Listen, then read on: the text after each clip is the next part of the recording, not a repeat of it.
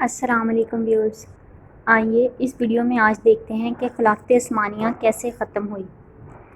عرب شریف میں 1922 تک ترکی کی حکومت تھی جسے خلافت عثمانیہ کے نام سے جانا جاتا تھا۔ 1922 سے پہلے سعودی عرب کا نام سعودی عرب نہیں بلکہ حجاز مقدس تھا۔ خلافت عثمانیہ دنیا کے 3 براعظموں پر 1299 سے 1922 تک قائم رہی۔ دنیا میں کہیں بھی اگر مسلمانوں پر کوئی ظلم و ستم ہوتا تو ترکی حکومت اس کا منہ توڑ جواب دیتی تھی۔ امریکہ، برطانیہ، یورپ، نصرانی اور یہودیوں کو اگر سب سے زیادہ خوف تھا تو وہ خلافت عثمانیہ حکومت کا تھا۔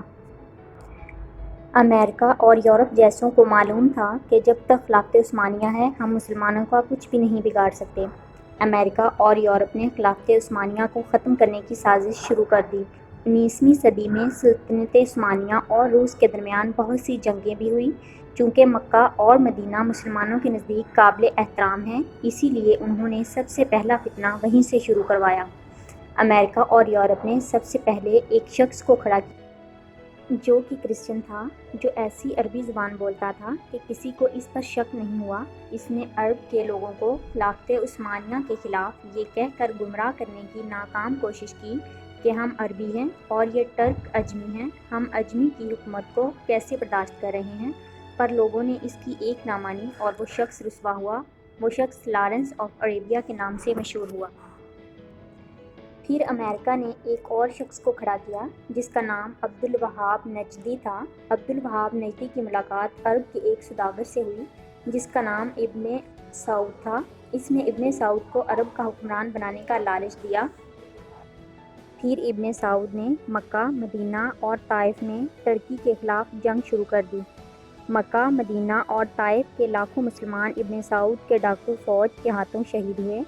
جب ترکی نے دیکھا کہ ابن سعود ہمیں عرب سے نکالنے اور خود عرب پر حکومت کرنے کے لیے مکہ، مدینہ اور طائف کے بے قصور مسلمانوں کو شہید کر رہا ہے، تب ترکی نے عالمی طور پر یہ اعلان کر دیا کہ ہم اس پاک سرزمین پر قتل و غارت پسند نہیں کرتے۔ اس وجہ سے خلافت عثمانیہ کو ختم کر دیا گیا، جس کی وجہ سے 40 نئے ممالک وجود میں آئے۔ پھر عرب کے مسلمانوں کا زوال شروع ہوا۔ حجاز مقدس کا نام 1400 سال کی تاریخ میں پہلی بار بدلا گیا۔ ابن سعود نے حجاز مقدس کا نام اپنے نام پر سعودیہ رکھ دیا۔ اس فتنے کا ذکر احادیث میں بھی ملتا ہے۔ اسی وجہ سے سرکار دو عالم صلی اللہ علیہ وآلہ وسلم نے سعودی عرب کے شہر نجد کے بارے میں دعا نہیں فرمائی تھی۔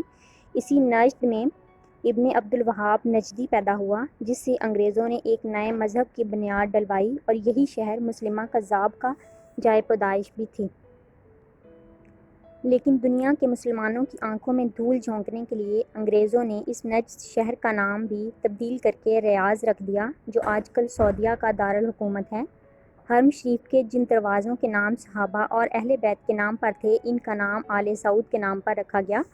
آپ یہ ساری معلومات انٹرنیٹ کے علاوہ تمام تاریخی کتابوں میں بھی پڑھ سکتے ہیں۔ انگریزوں نے اپنی اسی سازش کی کامیابی پر 1962 میں ہالی ووڈ نے لارنس آف عربیہ کے نام سے فلم بھی بنائی جو بہت زیادہ بار دیکھی جا چکی ہے۔ یہود و نصارہ کو عرب میں آنے کی اجازت مل گئی۔ جس دن ابن سعود عرب کا بادشاہ بنا اس دن ایک جشن ہوا۔ اس جشن میں امریکہ، برطانیہ اور دوسرے ملکوں کے پرائم منسٹرز ابن سعود کو مبارکباد دینے پہنچ گئے۔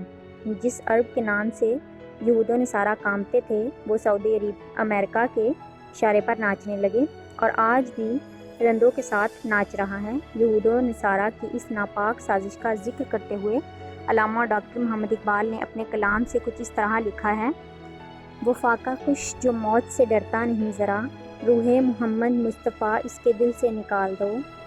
فکر عرب کو دے کر فرنگی تخلیات، اسلام کو حجاز اور جم سے نکال دو۔